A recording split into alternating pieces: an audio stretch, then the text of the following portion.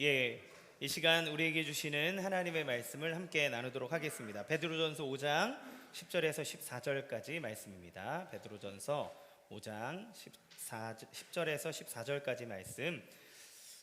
드디어 이 베드로전서의 끝이 오늘 이제 이루어지는데요. 같이 함께 읽겠습니다. 제가 먼저 읽겠습니다. 모든 은혜의 하나님 곧 그리스도 안에서 너희를 부르사 자기의 영원한 영광에 들어가게 하시니가 잠깐 고난을 당한 너희를 친히 온전하게 하시며 굳건하게 하시며 강하게 하시며 털을 견고하게 하시리라. 내가 신실한 형제로 아는 실로안으로 말미암아 너희에게 간단히 써서 권하고 이것이 하나님의 참된 은혜임을 증언하노니 너희는 이 은혜에 굳게 서라.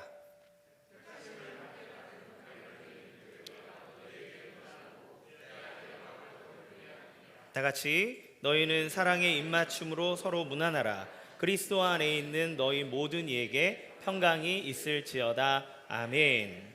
이제 그 고린도전서의 이제 마지막 베드로전서에 고난이 심하게 임했어. 베드로전서가 너무 어려워가지고 고난이 심하구나 생각했는데 베드로전서가 끝나니까 그 다음 본문을 뭘 할지 더 고난이 찾아왔어. 네. 이 베드로전서는 오늘 이 전체를 한번 요약하듯이 한번 보고자 합니다. 베드로전서는 고난 중에서 그 고난을 견디는 참된 소망을 얘기하고 있죠. 이 고난의 신비를 말하는 베드로전서를 읽다 보면 우리는 우리 시대와 삶에 대한 물음을 던지지 않을 수 없습니다. 우리들의 인생은 불안함을 안고 사는 고난의 연속이라고 얘기할 수 있죠. 물론 우리는 초대교회처럼 생명의 위협을 당하는 것은 아닙니다. 그렇지만 옛날 사람들이 상상할 수 없는 수많은 정보의 양 속에서 우리가 감당할 수 없는 미래의 염려까지 끌어안고 짊어지고 살아가는 게 지금의 인생이죠. 그게 우리의 삶입니다. 또 그뿐입니까? 수많은 유혹들이 우리를 구원해서 멀어지도록 함정을 파고 계속 기다리고 있어요. 우리 손에도 있고 집에도 있고 가는 곳마다 우리가 하나님을 멀리하도록 우리를 유혹하는 손길들이 곳곳에 있습니다. 그러니까 육체적인 어떤 고통은 예전보다 못하지만 더 강력하고 교묘한 그러한 유혹들이 우리의 구원을 실패하게 하고 떨어뜨리게 하기 위해서 우리 가운데 항상 도사리고 있죠. 때로는 또 우리에게 고난이 일어나는지 알지 못하는 일들도, 왜 그런 고난이 일어나는지 알지 못하는 일들도 허다하게 많습니다. 우리가 이번 주 읽었던 욥기 말씀이 그의 대표적인 예죠. 이번 주에 읽었던 얘기 중에 욥의 친구 빌닷은 욥에게 찾아와 종교적인 진리로 열정적으로 설파합니다. 그는 나쁜 사람에게 나쁜 일이 일어난다라고 하는 보편적인 종교의 진리, 인과응보의 진리를 얘기하죠. 그러면서 네 아들이 죽은 건 네 아들이 악한 이기 때문이다. 그 애들이 잘못한 일이 없으면 하나님 왜 그런 일을 했겠냐. 근데 네가 아직 죽지 않은 건 넌 아직 기회가 있는 거다. 그러니까 그 하나님 앞에 나아가 너의 신실함을 증명해라. 그러면 네 시작은 미약하였어도 나중은 창대할 것이다. 우리가 그렇게 마음에 품고 내 시작은 미약하였으나 나중은 창대하리라. 물론 그 기본 진리는 맞습니다. 하지만 그 빌닷이 말한 진리는 너가 너의 하나님에게 너의 정결함과 신실함을 증명해낸다면 그러면 너의 시작은 미약했을지라도 창대하게 될 것이라고 얘기하는 거죠. 그런데 우리는 압니다. 욥은 자기 아들을 위해서 날마다 희생제사를 드리면서 하나님의 용서를 구했던 사람이고 그 자신도 하나님 앞에서 날마다 정직하기 위해서 그 누구보다 애썼던 사람이 욥이죠. 빌닷의 말대로라면 욥에게 고난이 일어날 리가 없습니다. 그러나 욥에게는 쓰나미처럼 고난이 밀려왔고 그가 감당할 수 없을 정도로 그의 삶은 무너져 내려버리기 시작했죠. 우리의 삶을 보면 부당하게 고난을 당하는 사람들도 많이 볼 수 있습니다. 그렇게 삶을 열심히 살아가는 사람에게 막 생명을 잃거나 어떤 미친 사람 만나서 갑자기 죽임을 당하는 경우 보게 되죠. 그렇게 열심히 믿음 안에 살고 봉사하고 섬기고 있는데 그가 하는 일마다 되지 않는 것들을 보게 되는 경우도 있어요. 하나님은 왜 그들에게 고난을 허락하시는가? 하나님은 살아계신 것이 맞는가? 하나님은 왜 숨어 계시는가? 그러나 성경에서 우리는 다 알 수 없지만 성경은 계속해서 일관되게 이야기하고 있는데 그 고난에는 하나님의 뜻이 있다는 겁니다. 욥기서에서도 사단이 욥에게 고난을 주지만 그 고난을 주도록 허락하는 것은 하나님이에요. 그러니까 그 고난의 근원이 하나님에게서부터 왔다고 성경은 아예 얘기합니다. 대놓고 얘기해요. 그런데 하나님이 왜 그걸 허락하는가? 네, 모든 성경은 성도가 하나님의 자녀들이 고난을 당하지만 그 고난 안에는 하나님이 갖고 있는 뜻이 있다는 겁니다. 우리가 보고 있는 이 베드로의 편지는 고난 중에 있는 그리스도인들에게 전하는 메시지인 거예요. 그는 자신이 쓴 이 편지의 내용을 축약해서 뭐라고 얘기했냐면, 너희가 고난 가운데 있지만 이 모든 것이 하나님의 참된 은혜임을 내가 증언한다, 그렇게 얘기하죠. 그리고 그렇기 때문에 너희가 그 은혜 위에 굳건하게 서 있어야 된다고 말합니다. 자, 그러면 참된 은혜는 도대체 무엇이고 우리에게 그 참된 은혜를 어떻게 역사하시는지를 함께 알아보기 원합니다. 첫 번째, 참된 은혜는 영혼을 바라보게 한다는 거예요. 10절 말씀 같이 읽어보겠습니다. 시작. 모든 은혜의 하나님 곧 그리스도 안에서 너희를 부르사 자기의 영원한 영광에 들어가게 하신 이가 잠깐 고난을 당한 너희를 친히 온전하게 하시며 굳건하게 하시며 강하게 하시며 털을 견고하게 하시리라. 무슨 말입니까? 참된 은혜는 하나님의 백성들을 하나님 나라의 영원한 영광을 바라보도록 하시고 결국 그 안으로 들어가게 하는 하나님의 모든 지혜와 수단, 방법이다라고 얘기하는 거예요. 그러니까 하나님의 백성이 이 세상 가운데 머물러 있는 것이 아니라 하나님의 나라를 바라보고 그곳에 들어가도록 하기 위한 하나님의 모든 지혜와 방법들이 그 안에 있다는 건데, 그것이 뭐냐면 고난이라고 하는 걸 적극적으로 활용하신다는 거죠. 이것은 베드로전서의 초반부터 끝까지 일관되게 베드로가 주장하고 있는 이야기이고, 사실 성경의 처음부터 마지막까지 죄로 인해 하나님을 떠났던 모든 사람들에게 하나님이 그 구원과 하나님의 영원한 나라를 소망하기 위해 고난이라는 것을 사용하고 광야라고 하는 것을 사용해서 결국 그들로 하여금 세상이 아니라 그 나라를 바라보게 하신다는 진리의 내용입니다. 공통된 주제예요. 베드로전서 1장 5절에서 6절 읽어보겠습니다. 시작. 너희는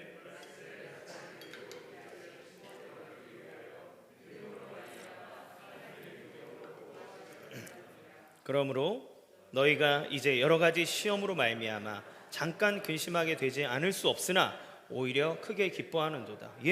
하나님이 말세에 나타나기로 예비하신 구원을 얻기 위해서 믿음으로 말미암아 하나님의 보호하심을 받고 있었다. 그런데 그러다 보니 너희가 잠깐 고난을 받을지 모르지만 기뻐할 수 있다. 왜요? 하나님이 그 고난을 이겨서 결국 하나님의 구원을 이루시는 그 보호하심을 너희가 경험하고 있기 때문에 우리는 그 고난과 아픔 속에서도 기뻐할 수 있다고 얘기하는 거예요. 그러면서 베드로는 고난받는 형제들을 위해 뭐라고 얘기하냐면, 너희들이 받는 고난은 이상한 게 아니다, 그건 당연한 거다. 이 땅에 있는 너희 형제들도 그런 고난을 받고 있다고 말합니다. 오히려 이것은 하나님께서 성도들을 완전한 구원으로 인도하시는 하나님의 은혜다. 너희가 그 고난 가운데 있느냐? 기뻐해라, 감사해라 라고 얘기하는 거죠. 이 구원의 은혜가 고난이라는 도구를 통해서 주어졌다고 계속해서 말하고 있는 겁니다. 이것은 우리가 생각할 수 없는 방법이에요.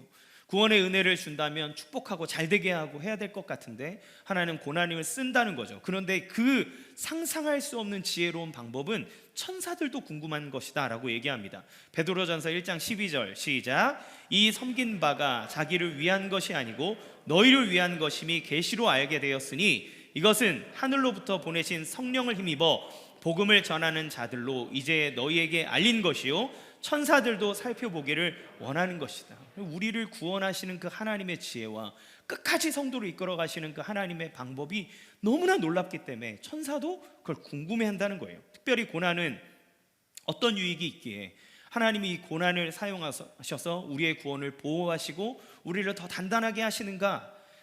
이 고난은 성도의 죄를 그치게 한다 그랬습니다. 육체의 남은 때를 사람의 정욕이 아닌 하나님의 뜻에 따라 살도록 이끌어간다고 얘기하는 거죠. 베드로전서 4장 1절 2절 시작. 그리스도께서 이미 육체의 고난을 받으셨으니 너희도 같은 마음으로 갑옷을 삼으라.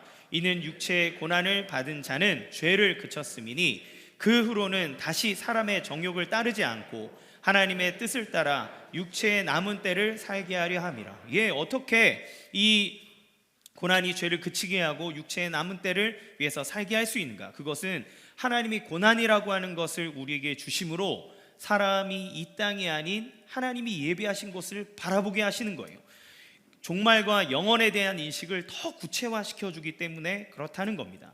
우리가 아까 얘기했던 것처럼 결국 하나님이 이 하나님의 육체에 남은 때, 그러니까 끝이 있는 이 시간, 그러나 그 이후에 영원을 바라보고 사모하도록 우리에게 고난을 허락하시는 거예요.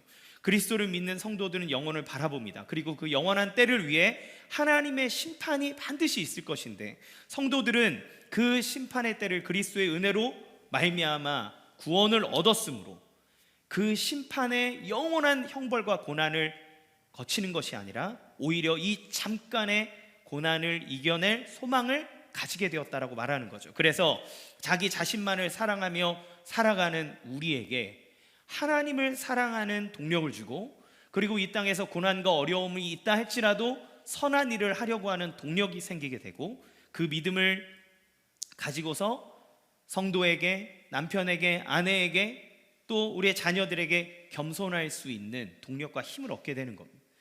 하나님의 갚아주심이 있기 때문이죠. 여러분, 고난이 찾아오면 사람들은 크게 두 가지로 반응합니다. 첫 번째는 낙관론이에요. 희망적인 낙관론입니다. 앞으로 좋아질 것이라고 이야기하고 주문을 걸고 최면하는 거예요. 영화 바람과 함께 사라지다를 보면 미국의 남북전쟁으로 인해서 피폐해진 삶을 경험하게 되는 스칼렛 오하라가, 그가 절망 속에서 항상 부르짖는 얘기가 있죠. 그래, 내일은 내일의 태양이 떠오르는 거예요. 이게 절망 속에서도 힘을 내는 인간의 바람이고, 그것이 목표이고, 오늘 하루를 살아가게 하는 힘이 됩니다. 내일은 내일의 태양이 떠오른다라고 하는 건 무슨 말입니까? 지금 밤이 올지라도 내일은 다시 태양이 떠오를 거기 때문에 그 태양, 그러니까 희망찬 내일을 위해서 나는 오늘을 일어서겠다라고 하는 이야기죠. 과연 그러면 내일은 내일의 좋은 날을 보장합니까? 또 하나는 염세적인 자세, 허무주의입니다. 염세주의예요. 어차피 좋은 일이 일어나지 않을 거고, 내 인생의 삶을 내가 통제할 수 없다면 그러면 될 대로 되라, 의미 없다, 노력해봤자 개혁은 일어나지 않을 거고, 내가 아무리 발버둥 쳐봤자 이 세상은 변하지 않을 거니까 자포자기하며 살든 아니면 지금의 삶의 최대한 쾌락을 누리면서 살든 그렇게 살아가겠죠. 아마도 우리 어머니, 아버지 세대들은 낙관주의의 삶을 살았을 겁니다. 너무 힘들었지만 그래, 우리가 힘내면 내 집도 마련할 수 있고, 힘내면 내가 더 나은 삶을 살 수 있을 거야 라고 생각하면서 오늘의 삶을 막 갈아 넣었어요. 그렇게 살아왔고 그렇게 읽어내셨습니다. 그러면 지금의 젊은이들의 삶은 어떨까요? 대부분 염세적이고 비관적입니다. 어차피 내가 해도 내 집 살 수 없고, 해봐야 나는 흙수저기 때문에 나는 내 인생을 바꿔낼 수 없음. 그러면 자기의 삶을 다 포기하고 그냥 자기의 쾌락에 자기를 맡기며 그냥 살든지, 아니면 지금의 나중에 누릴 수 없는 거라면 지금이라도 누려보자 라고 하면서 가상현실에 빠지든, 아니면 자기를 즐겁게 해주는 그 무언가에 자기 인생을 다 맡겨버리든 하는 삶을 살 수 있게 되는 거죠. 자, 그러나 고난에 대해서 세상은 이렇게 성경과 다른 시각으로 이야기해 왔습니다. 세상은 진화와 진보의 개념 안에서 세상을 해석해 왔어요. 여러분, 진화론은 과학이라고 생각할지 모르지만 철학이고 인류를 지탱해오는 삶의 어떤 밑바탕을 알려줍니다. 그 안에는 인류가 가지고 있는 지혜와 지식, 기술력은 우리의 삶을 더 윤택하게 만들어줄 거다, 사람을 더 뛰어난 존재로 진화시켜 줄 거다, 우리는 진보할 거다, 기술이 사람을 사람답게 만들어줄 거고 더 건강하게 만들어줄 거고, 그러한 높은 도덕력 속에 예전에 있었던 참혹한 전쟁 같은 건 일어나지 않을 것이다, 우리는 더 멋진 미래의 삶을 살아갈 수 있을 것이라고 얘기해 주는 거예요. 그래서 세상은 유엔과 같은 많은 국제기구를 만들어서 협력하고 조율하고 평화를 노래하고 이야기하려고 애썼습니다. 근데 여러분, 지금 어떤가요?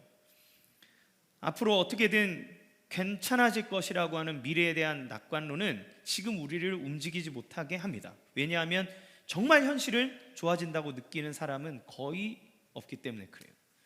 대부분 불안해하고 대부분 염려와 걱정 가운데 삽니다. 이상과 현실의 괴리감이 느껴집니다. 그러면 누군가는, 있는 사람은 낙관론을 얘기하며 계속 자기의 삶이 좋아질 것이라 생각하는 반면, 그렇지 않은 사람은 너희들이 말하는 이상을 나는 따라갈 수가 없다. 그래서 그 낙관적인 진화하는 삶에 대해 자기는 바꿀 수 없음을 알고 허무하게 더 염세적으로 살아가는 이 반대급부가 동시에 나타나게 되는 거죠. 여러분, 연일 뉴스에서 오는 경제 전망에 대한 소식은 암울하기 그지없습니다.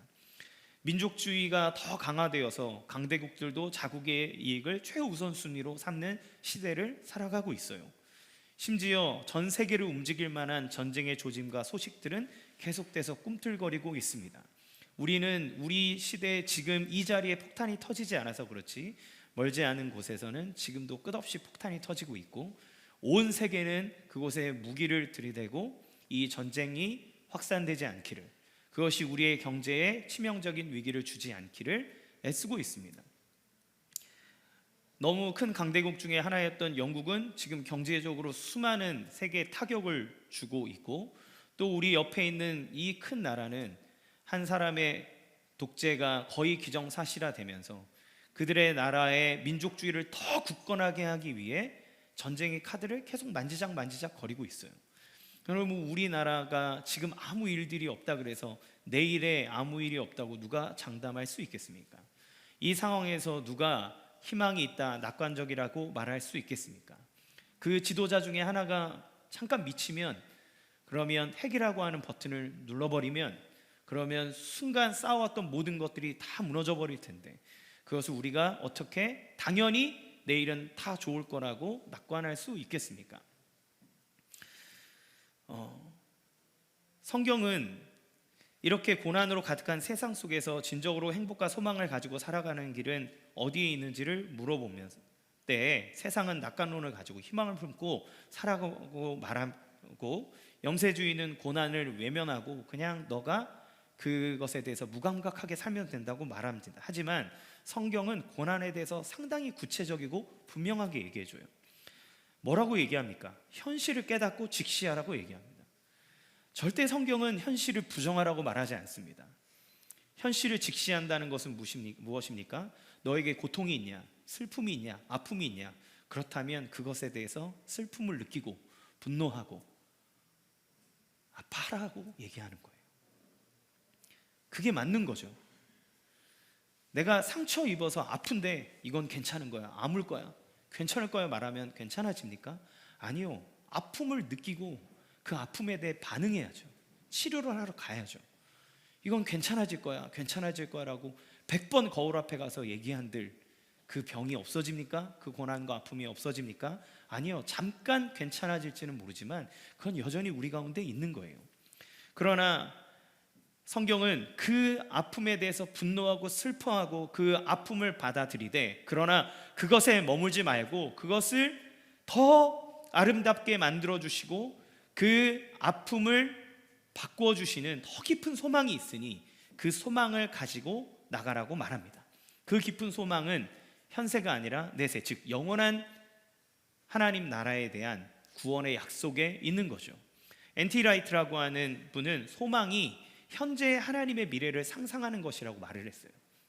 그러니까 그것이 저 미래에 있기 때문에 지금의 삶과 아무런 상관없는 것이 아니라 이 소망은 현재의 하나님의 미래를 상상할 수 있게 만들어준다는 거예요. 그러나 이 영혼을 위해서 예수님은 영혼의 길을 보여주기 위해서 이 땅에 오신 거라는 말이에요. 여러분, 예수님이 하셨던 이적 중에 나사로를 살리시는 기적이 있습니다. 나사로의 죽음, 그리고 그의 사랑하는 동생 마리아와 마르다. 예수님은 나사로가 아프다는 이야기를 들으셨어요. 그러면 빨리 가서 그를 고쳐줘야 되는데 예수님은 지체하십니다. 그가 죽도록 내버려 두세요. 그리고 그가 죽었을 때 그 장례식장에 예수님은 도달하십니다. 그때 마르다와 마리아는 예수님을 향해 뭐라고 얘기합니까? 예수님을 향해 끝없이 원망합니다. 예수님, 조금만 빨리 오셨더라면, 예수님, 내 오빠가, 내 오라비가 숨을 거두기 그 전에만 오셨더라면 이런 슬픔을 안 당하지 않습니까? 왜 이제 오셨습니까? 라고 하면서 그를 향해 자기의 슬픔과 원망을 쏟아냅니다. 왜 침묵하셨나요? 왜 오지 않으셨나요? 우리가 이렇게 아플 때 왜 예수님은 우리 옆에 계시지 않았죠? 저는 예수님 너무 원망스러워요. 이제 다 끝났는데 이제 오시면 어떡합니까? 라고 얘기하는 거예요. 성경은 하나님을 향해 너가 괜찮은 척하지 말라고 얘기합니다. 여러분, 시편에 있는 수많은 우리의 믿음의 선배들이 하나님을 향해 원망과 하나님을 향해 자기의 슬픔을 쏟아놓은 기록들을 보십시오. 거기에 뭐라고 얘기합니까? 하나님 언제까지 숨어 계실 겁니까? 하나님, 나 아파 죽겠습니다. 하나님, 내가 망해서 죽게 되었습니다. 언제까지 숨어 계시며 어느 때까지 잠잠하시리까? 내 원수들이 나를 둘러치려 합니다. 저들이 나를 조롱하며 웃습니다. 하나님 언제까지 그러고 계실 겁니까? 성경은 우리의 고통과 슬픔에 대해서 아프다고 말하는 것을 부정적으로 얘기하지 않습니다. 그건 아프다고 얘기해요. 그것이 슬프다고 얘기합니다. 그것이 맞아요. 왜요? 그 슬픔과 아픔을 느껴야 우리는 우리를 치료해줄 치료자를 찾기 때문에 그렇습니다. 여러분, 삶의 아픔이 있으십니까? 삶을 무너뜨리는 절망 가운데 있으십니까? 그것을 믿음으로 포장해서 그래, 나는 잘할 수 있어, 앞으로 하나님 날 도와주실 거야, 이건 괜찮은 거야, 아파하면 믿음이 없는 거야, 이렇게 말하십니까? 아니요, 그렇지 않습니다. 아픕니다. 힘듭니다. 절망적입니다. 너무너무 슬픕니다. 그게 맞아요. 그러기에 우리는 그 하나님 앞에 아프다고 얘기합니다. 때로는 분노하기도 합니다. 하나님 원망할 수도 있습니다. 하나님은 그거에 대해서 우리에게 믿음 없다고 말하지 않습니다. 염려는 다른 문제예요. 그러나 내 지금 아픔에 대해서 아프다고 말하는 건 정당한 아픔입니다. 그걸 믿음이라고 하는 것을 포장해서 안 아픈 척, 괜찮은 척, 그러다가 내가 이 아픔을 느껴 있으면 우리는 얼마나 나 자신의 믿음에 대해서 실망하고 좌절하고 넘어집니까? 그런데 그거는 믿음 없다고 말하는 것이 아니고 솔직한 겁니다. 아프다고 얘기하는 거예요. 힘들다고. 하나님 어디 계시냐고. 욥의 이야기를 보십시오. 욥이, 저는 차라리 한 10몇 장만 됐으면 좋겠어. 그러면 그걸 가지고 한꺼번에 설교할 텐데, 너무너무 좋은 말씀인데 한꺼번에 설교하지 못하는 40몇 장인 동안 인간의 자기의 아픔과 고통에 대해서 끝없이 하나님에게 묻습니다. 이야기합니다. 왜 그러시냐고. 왜 그러냐고. 내가 뭐 그렇게 잘못했냐고. 하나님한테 계속 묻는 거예요. 하나님은 그거에 대해서 잘못됐다 말하지 않습니다. 예수님은 나사로에게 오셔서 그 모든 슬픔을 잠재우는 부활의 능력을 보여주세요. 나사로야, 나와라. 열린 무덤 안에서 나사로는 나왔습니다. 그런데 여러분, 나사로를 예수님이 살리셨지만 나사로는 영원히 살았나요? 죽었나요? 나사로는 또 죽습니다. 그럼 또 죽을 나사로를 예수님은 왜 살리셨을까요? 그냥 위로하고 나중에 살아날 것이니 기대해라라고 말하면 되지. 그를 왜 살리셨을까요? 그분은 하나님의 나라를 이 땅에 이루기 위해 오신 분인 거예요. 그래서 그 소망이 무엇인지를 우리에게 보여주심으로 이 현세를 살아가는 힘을 우리에게 또한 주시는 겁니다. 그래서 이 땅에서부터 예수님이 오셨을 때 하나님의 나라가 임하게 되고, 그 임한 하나님의 나라는 여기에서 계속 완성되어져 가는데, 아직 이미 임하셨지만 아직 이루어지지 않은 하나님의 나라를 소망하기 위해 지금 시작되는 이 하나님의 나라를 경험하게 하시는 거예요.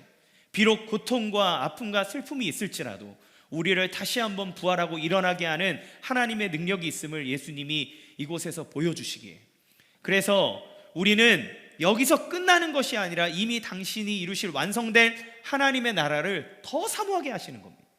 더 바라보게 하시는 거예요. 여기가 좋사오니가 아니라 그 나라를 향해, 그래, 고난과 고통과 아픔이 있지만 우리를 다시 일으키시는 하나님, 우리 가운데 생명을 주시는 하나님을 바라보며 그곳을 바라보게 하는 거예요.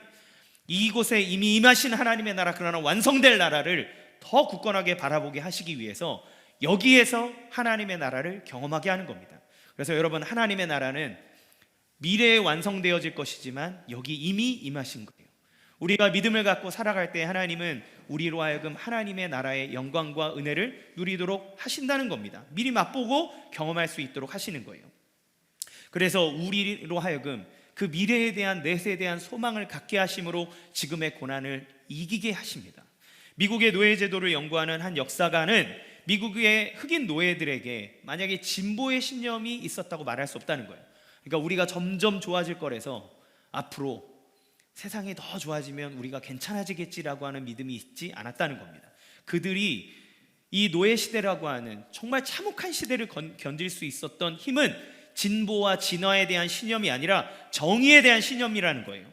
무슨 말입니까? 앞으로 좋아질 것에 대한 막연한 신념이 아니라 장차 악인이 심판을 받고 억울한 일을 신원해 주시는 진짜 왕이 오실 것들을 믿는 믿음, 그분이 정의를 반드시 실현할 거기 때문에 자기는 이 순간을 견뎌냈다는 거예요.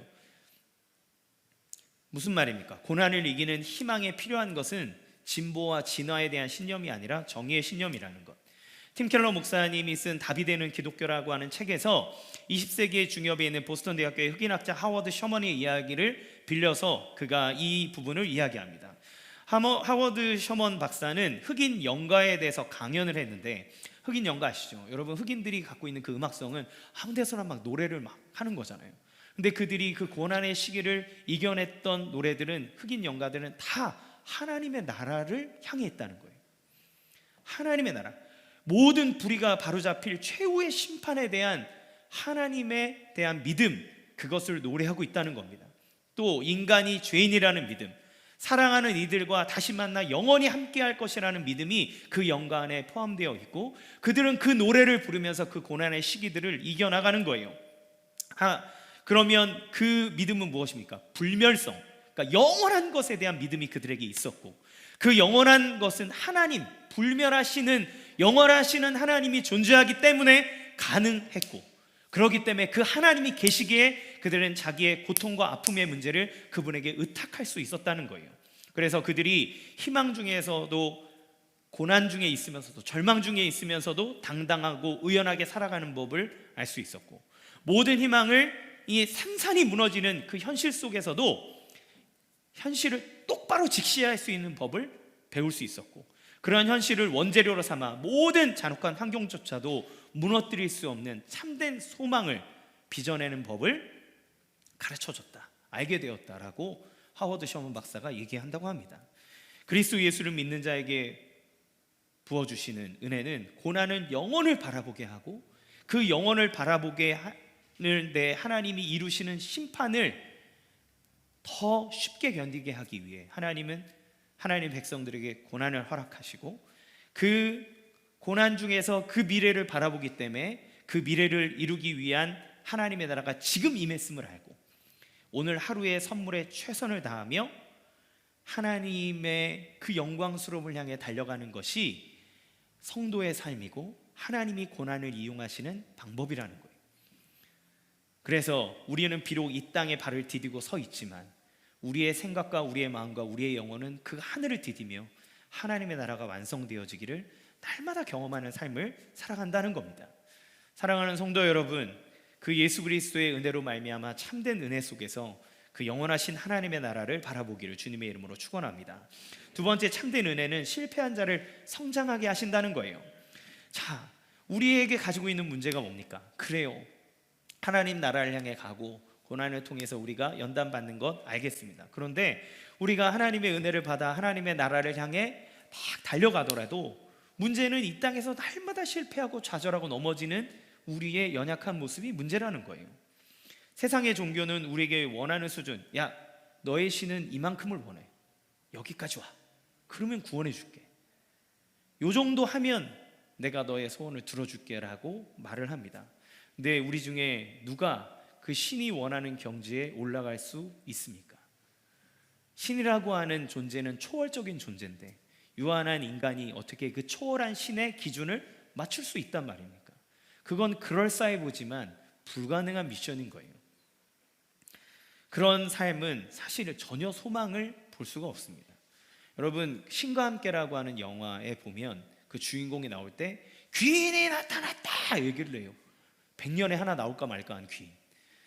그 귀인도 옆에 변호사 붙고 막 변호해줘야 극락에 겨우 갈 수 있다고 얘기해요. 그러면 그 한 사람 빼고 나머지는 뭐예요? 다 못 간다는 얘기예요.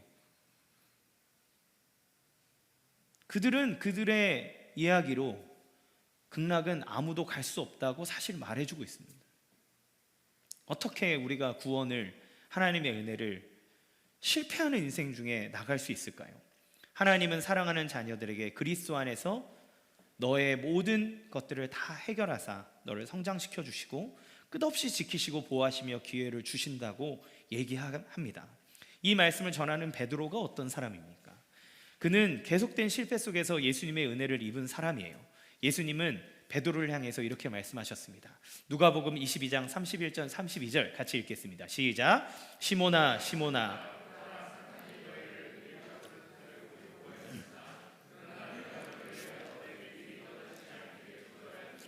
너는 돌이킨 후에 내 형제를 굳게 하라. 어쩌면 이 말씀이 베드로의 인생을 취약해서 보여주고 있는 것 같아요. 베드로는 사탄에 의해서 밀가부림을 당한 생애를 살았습니다. 그런데 예수님은 그 은혜를 베푸셔서 그의 믿음이 떨어지지 않기를 위해서 기도하셨어요. 그래서 베드로에게 얘기하기를 내가 너가 그 시험에 떨어지지 않도록 내가 기도하고 있으니 너는 돌이킨 후에 너의 형제를 굳게 하라고 말합니다. 이렇게 고난당하는 형제들에게 서신을 보내는 마음이 이 마음이 아닐까요? 그 예수님의 마음을 받았기에 돌이키고 나서 형제들을 향해 고난을 묵묵히 이겨내십시오. 그건 당연한 겁니다 라고 말하는 베드로의 모습이 이 마음이 아닐까요? 이동훈 목사님은 이 베드로에 대해서 뭐라고 평가했냐면 약했으나 마침내 강해진 제자 이렇게 얘기했어요. 약했지만 마침내 강해진 제자. 그는 예수님과 함께 있을 때에도 도저히 안정감을 느낄 수 없는 사람이었습니다. 감정적이고 저돌적이지만 그런데 믿을 수 없는 사람. 마태복음 14장에서는 배에서 폭풍을 만나 제자들에게 어쩔 줄 모르는 제자들에게 예수님이 무리를 걸어 오시니까 그때 베드로가 예수님을 보고 기뻐하며 주님 저도 예수님 당신처럼 무리를 걷게 해주십시오 막 요청합니다. 예수님이 오라 하시는 말에 무리를 딱 몇 발자국 걸었는지 모르지만 어쨌든 잠시 걷고 난 다음에 이내 바람을 보고 무서워하며 빠지게 되죠. 십자가에 달리시기 전에 절대 그런 일은 일어날 수 없다고 말하면서 예수님에게 사탄아 뒤로 물러가라라고 하는 평을 받은 게 베드로입니다. 그리고 자기는 절대 예수님을 부인하지 않겠다고 호언장담하면서 갔지만 그는 작은 여자아이가 너 예수랑 함께 있었지라고 하는 이야기에 예수님을 3번이나 부인하는 일을 하게 됩니다. 이게 베드로의 모습이에요. 베드로가 지금 어떤 사람입니까? 초대교회의 최고 지도자, 이 교회를 이끌어가는 최고의 수장인데 그런데 그 수장의 모습은 사실 뭐였냐면 끝없이 넘어지고 주님께 일으킴받고 넘어지고 일으킴받고 넘어지고 일으킴받은 사람이 이 베드로라는 거예요. 그는 범접할 수 없는 성자가 아니라 끝없이 넘어지고 주님에게 은혜와 사랑 가운데 기회를 부여받은, 그리고 마침내 그를 일으켜주시는 주의 은혜를 받은 사람이에요. 예수님은 베드로가 넘어질 때마다 일으켜주셨어요. 바다에 빠지면 건져주셨고 부인해서 예수님에게 도저히 다가올 수 없어 부활하신 예수님을 떠나 숨어서 물고기 잡고 있는 베드로에게 직접 찾아가셔서 그의 마음을 어루만져 주시고 상처를 치유해 주시고 사명까지 주십니다. 예수님은 베드로에게 이렇게 말씀하셨어요. 요한복음 1장 41절 시작. 데리고 예수께로 오니 예수께서 보시고 이르시되 내가 요한의 아들 시몬이니 장차 게바라리라 하시니라. 게바는 번역하면 베드로라. 이 베드로는 헬라어고 게바는 아람어입니다. 예수님 당시에는 실제로 아람어를 쓰신 거거든요. 근데 이 이름의 뜻은 반석이라는 뜻이에요. 둘 다 반석. 그러니까 너가 이제 반석이 될 거라는 거예요. 여기에서 중요한 말이 뭐냐면 장차라는 말입니다. 장차 너가 반석이 될 거다. 지금은 반석이 아니에요. 지금은 반석이 아니에요. 지금은 문제가 많아요. 그런데 나중에 장차 너가 반석이 될 거야. 내가 너 그 베드로가 앞으로 어떻게 성장해서 변화될 것인지를 예수님이 말씀해 주신 거예요. 그래서 반석이 되는 베드로는 그의 신앙 고백 위에 하나님이 교회를 세우셨고, 그리고 예수님을 위해서 기꺼이 지금 고난받는 자가 되어 있습니다. 장차. 그래서 여러분 성경 잘 보다 보면 한심한 일 할 때 예수님이 시몬아 그렇게 얘기하세요. 네. 베드로라고 얘기 안 하고 시몬아. 네. 그렇죠. 그뿐입니까? 이 베드로는 전승에 의하면 그가 죽임 당할 때, 나중에 순교할 때 고난당하고 고통받는 자기의 아내를 향해서 여보, 당신을 예수님이 붙잡고 계시니 견디시오 라고 하면서 독려합니다. 그리고 그 자신도 순교할 때 예수님과 똑같이 자기가 당할 수 없으니 십자가를 거꾸로 세워달라고 얘기하는 사람이 되죠. 그가 어떻게 그렇게 될 수 있습니까? 하나님의 은혜와 사랑 안에 그는 끝없이 세움을 받고 일으킴을 받고 기회를 부여받음으로 하나님이 그를 성장시켜 주셨고, 그리고 그는 반석이 된 거예요. 이뿐입니까? 또 마가도 마찬가지예요. 오늘 본문 5장 13절 말씀 같이 읽겠습니다. 시작. 택하심을 받은 바벨론에 있는 교회가 너에게 문안하고 내 아들 마가도 그리하느니라. 여기에서 나오는 마가, 내 아들 마가는 누굽니까요? 이 마가는 밤빌리아에서, 사도행전에 보면 밤빌리아에서 바나바와 바울의 선교팀을 버리고 떠난 적이 있는 사람이에요. 이 때문에 일로 사도행전 15장에 보면 선교팀을 분열로 가져온 사람입니다. 사도행전 15장 37절에 39절 읽겠습니다. 시작. 바나바는 마가라는 요한도 데리고 가고자 하나 바울은 밤빌리아에서 자기들을 떠나 함께 일하러 가지 아니한 자를 데리고 가는 것이 옳지 않다 하여 서로 심히 다투어 피차 갈라서니 바나바는 마가를 데리고 배 타고 구브로로 가고. 마가가 누구냐면 그 은혜로운 선교팀을 갈라놓은 주범입니다. 왜요? 그 같이 선교여행 갔다가 배신하고 간 거예요. 난 힘들어서 도저히 못 가겠어. 그는 아마도 예수님이 잡히시던 날 빨가벗고 도망갔던 그 사람이 분명합니다. 다시 예수님 부활하신 소식에 은혜 받고 갔지만 그러나 선교 여행하다가 힘들어서 돌아간 사람이에요. 그리고 나중에 그 마가가 합류할 때 그 바나바와 바울이 서로 싸우고 갈라지는 일들이 이 마가 때문에 일어나는 거죠. 이렇게 미숙해서 실패하고 넘어진 자였지만 바울도 이 마가를 나중에는 인정해 줍니다. 그리고 베드로도 내 아들이라고 하는 표현을 통해 이가 초대교회 안에서 얼만큼 중요한 역할을 감당하고 있는지를 보여주는 거죠. 우리가 신앙생활을 하면서 수도 없이 넘어지고 실패하는 일을 당합니다. 그러나 그 은혜의 하나님은 우리의 연약함을 이미 알고 계세요. 넘어져도 다시 일어나도록 우리를 일으켜 주십니다. 계속해서 찾아옵니다. 물에 빠지면 건져 주십니다.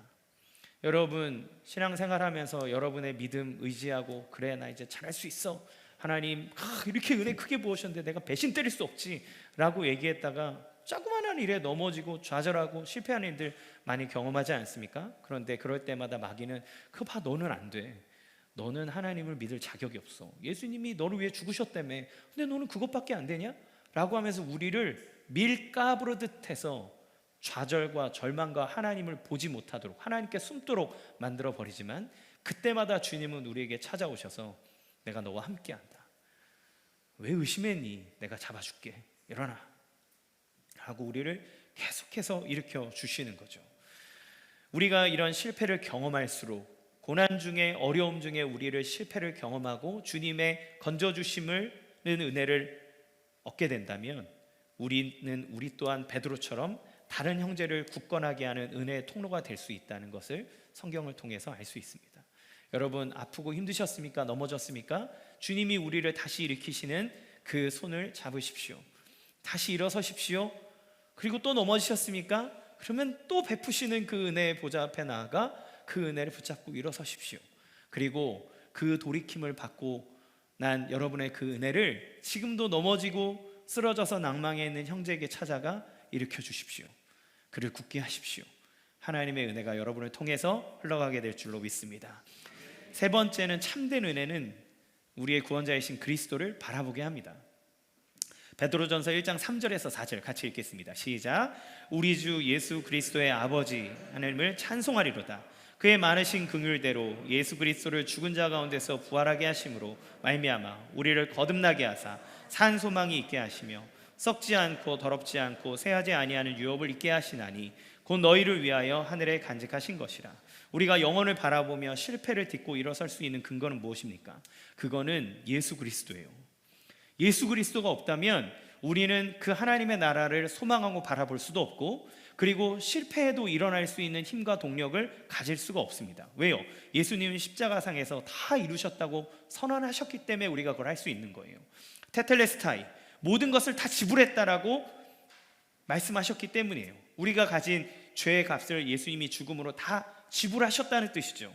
우리가 소망을 가질 수 있는 이유, 실패하면서도 소망을 향해 성장하며 나갈 수 있는 이유가 바로 우리의 인생을 가로막고 있는 죄의 모든 값을 예수님이 다 지불하셨기 때문에 우리는 그것을 뛰어넘어 밖으로 나갈 수 있는 거예요. 예전에 그 임권택 감독님이 만든 노는 계집 창이라는 영화가 있습니다. 젊은 시절에 야한 영화 보겠다고 봤는데 되게 반성하게 된 영화예요. 거기에는 사창가로 들어온 주인공 여인의 이야기가 있습니다. 여기에서 이 여자는 이 사창가를 벗어나기 위해서 부단히 애를 쓰지만 자기에게 달려있는 빚을 도대체 갚아낼 수가 없기 때문에 거기를 나갈 수가 없는 거예요. 그래서 남자 주인공과 함께 데이트를 하고 하면 남자 주인공과 함께 스쿠터를 타고 나갑니다. 스쿠터를 타고 나가면 막 자유를 만끽하고 와 좋다 이럴 때마다 경찰이 꼭 잡아요. 헬멧 안 썼다고. 그리고 멈춥니다. 이게 몇 번 나와요. 마지막에도 나옵니다. 이게 뭘 보여주냐면 이 여자의 인생을 보여줘요.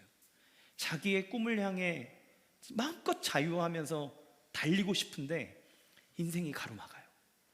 자기를 붙잡고 있는 포주의 그 빛이 자기 인생을 가로막아요.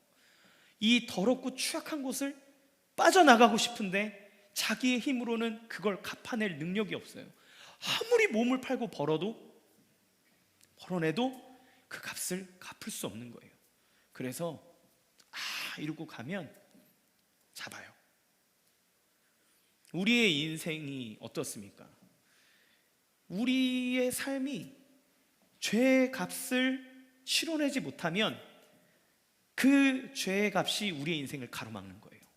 상황이 가로막고 악한 영이 가로막고 우리가 죄의 굴레 안에 있기 때문에 더 자유하고 싶고 소망을 품고 싶고 더 멋지게 변화돼서 나아가고 싶은데 그 시궁창을 벗어날 길이 없는 거예요. 근데 우리가 왜 소망을 품을 수 있습니까? 우리가 왜 더 나아진 삶을 살 수 있다고 말할 수 있습니까? 내가 더 성장할 수 있고 더 멋진 곳을 향해 달려갈 수 있다고 말할 수 있습니까? 그 죄의 값을 예수님이 다 갚아주셨기 때문이에요. 그렇기 때문에 우리는 소망을 품을 수 있는 거예요. 그렇기 때문에 달려갈 수 있는 거예요. 그렇기 때문에 우리는 성장할 수 있는 거예요. 마음껏 우리의 인생을 펼쳐낼 수 있는 자유함이 그 예수님의 죽으심을 통해서 그 죄값을 다 풀어내셨기 때문에, 그렇기 때문에 우리는 갈 수 있게 되는 겁니다. 거룩한 삶, 자유한 삶, 소망을 품는 삶을 살아가고 싶어도 살 수 없는 우리의 인생에 그리스도의 죽으심이 그 모든 죄의 값을 다 치러내셨으므로 꿈꿀 수 있고 소망할 수 있고 달려갈 수 있게 되는 겁니다. 여러분, 가장 큰 고통의 끝이 어디입니까? 죽음이에요. 이 죽음은 미지의 영이고 아무도 알지 못하기에 더 두렵습니다. 아무리 이 세상에서 고난 없이 고통 없이 떵떵거리며 사는 사람도 그 죽음이라고 하는 문턱 앞에서는 아무도 그 두려움을 이겨낼 자가 없습니다. 그런데 그 예수님이 어떻게 하셨어요? 사망을 이기셨어요. 따라서 이제 그리스도 예수를 믿는 자들에게는 사망이 우리를 지배할 수 없고 절망이 지배할 수 없고 그리고 모든 고통이 지배할 수 없는 상황과 상태가 되어지는 겁니다. 그러기에 그리스도 예수를 믿는 자에게는 정죄함이 없어요. 하나님과 원수되었지만 예수님을 통해서 하나님의 백성이고 자녀가 되었으므로 하나님께로부터 내려오는 그 모든 부요함과 풍성한 은혜를 누릴 수 있는 존재가 되어버렸다는 겁니다. 왜요? 모든 죄의 값을 치러주셨고 그리고 모든 두려움의 근원을 깨부순 예수님이 우리의 주님 되시기 때문에 그래요.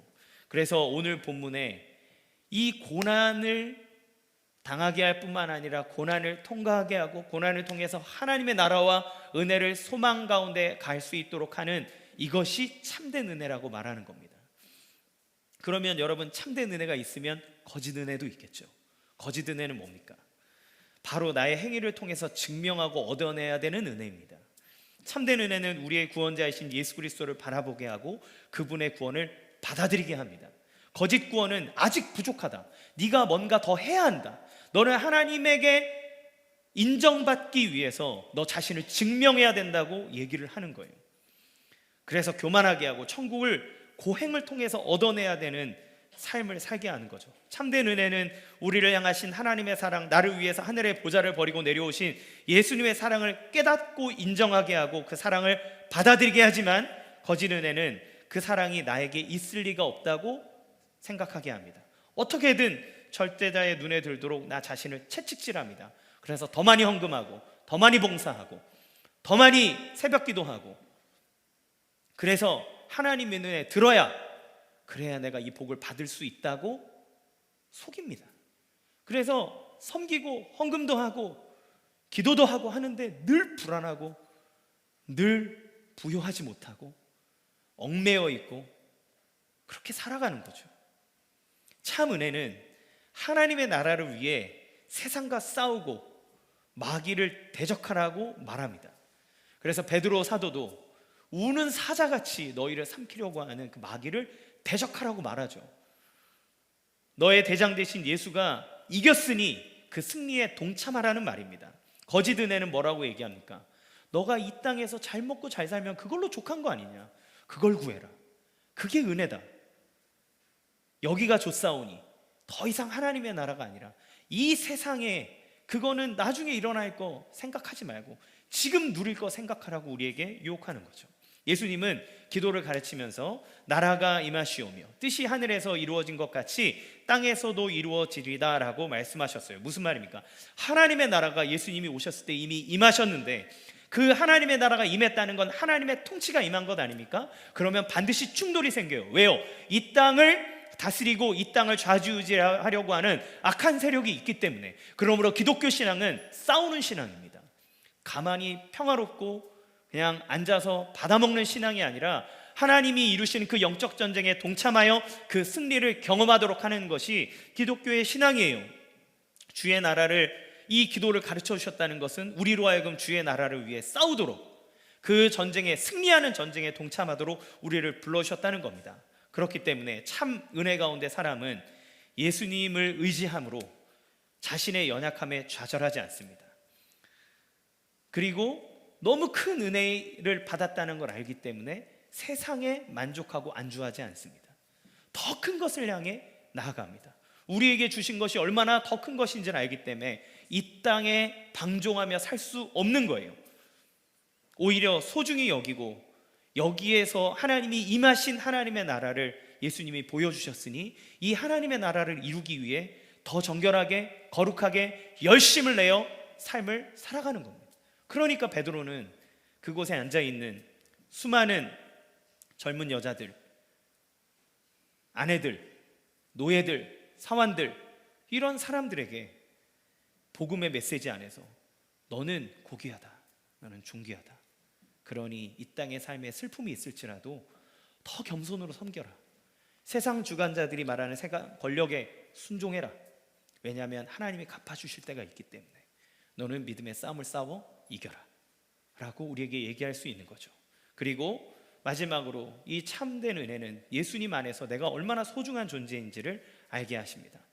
그래서 베드로전서에 아까 말한 대로 나와 있는 그 가슴 아픈 사연이 있는 사람들에게 집에서 구박받고 자기 주인에게 부당한 대우를 받으면서 나 자신의 인생이 무너져 있는 사람에게 너는 존귀하라고, 너는 소중하다고, 너는 예수님이 그 하늘의 보좌를 버려서 구원할 만큼 너무나 고귀한 존재라고 얘기해 주는 거죠. 예수 그리스도를 믿는다는 건 그 자존감과 그 가치의 변화가 완전하게 일어났다는 것을 내가 인정하는 거예요. 여러분이 고난이 여러분을 무너뜨릴 수 없습니다.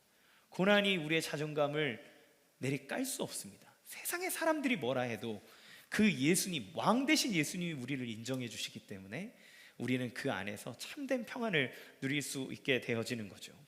여러분, 사랑하는 성도 여러분, 여러분의 삶이 어떠하든 고난 중에 있다 하여도 그 은혜로 굳게 서기를 주님의 이름으로 축원합니다.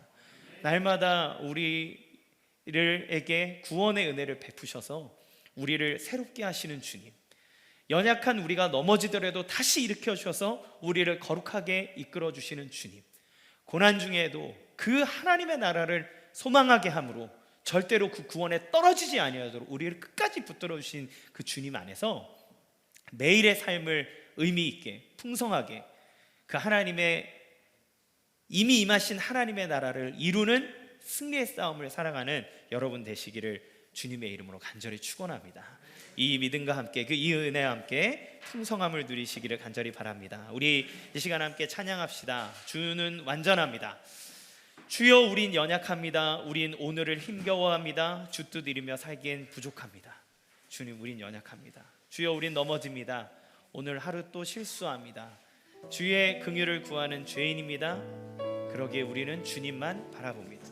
한없는 주님의 은혜 온 세상 위에 넘칩니다. 가릴 수 없는 주 영광 온 땅 위에 충만합니다. 오직 주님만이 길이시오니 우린 그 길을 따라가려 합니다. 그날에 우리를 온전하게 이루실 주님은 완전합니다. 우리 그 하나님, 우리를 구원하신 유일한 구원자 예수 그리스도를 바라보며 우리의 연약함과 우리의 소망을 드리며 찬양합시다. 주여 우린 연약합니다.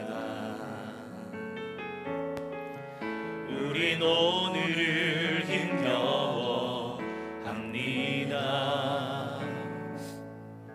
주 뜻 이루며 살기에 부족합니다. 우린 연약합니다. 주여 우린 넘어집니다. 주여 우린 넘어집니다. 오늘 하루 또 실수합니다. 오늘 하루 또 실수합니다.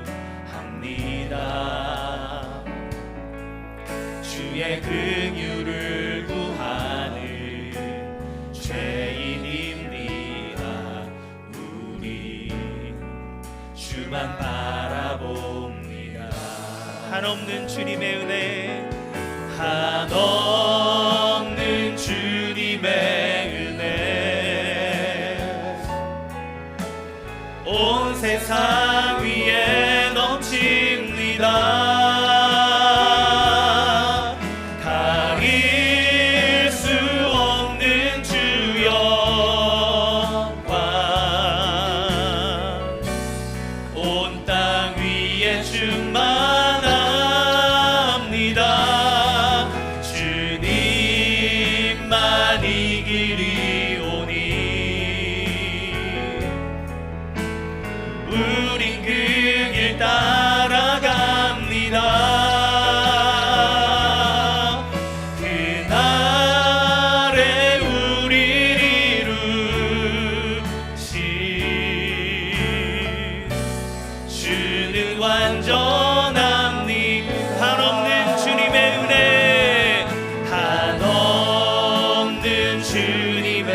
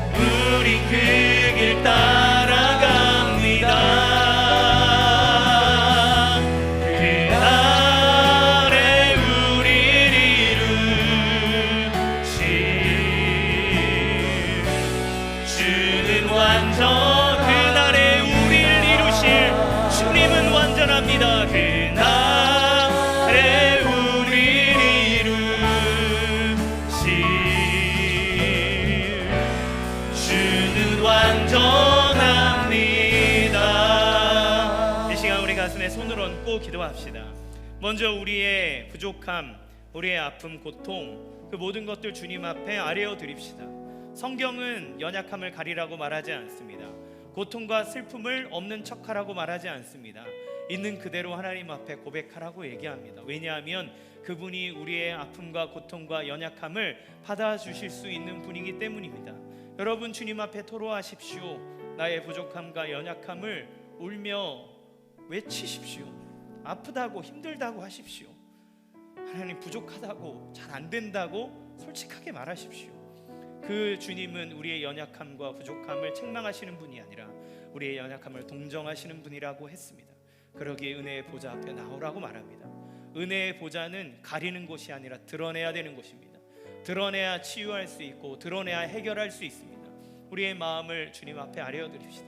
그러나 우리를 위하여서 모든 것을 버리고 우리의 죽음과 사망의 모든 삭을 다 갚아주신 그 예수 그리스도의 은혜 아래에 있기를 원한다고 고백합시다. 우리에게 모든 것 아끼지 아니하고 내어주신 그 은혜를 사모하고 그 은혜를 붙잡고 그 은혜를 누리는 인생이 되게 하여 주시옵소서. 그래서 주님, 하나님의 나라가 이루어질 것들을 기대하고 소망하는 인생, 그 하나님의 나라를 소망하며 열심히 달려가는 인생, 오늘 하루를 주의 능력으로 승리하는 인생이 되도록 도와주시옵소서. 우리 같이 함께 주여 한번 부르고 간절한 마음으로 우리의 삶을 올려드리며 기도하겠습니다. 주여.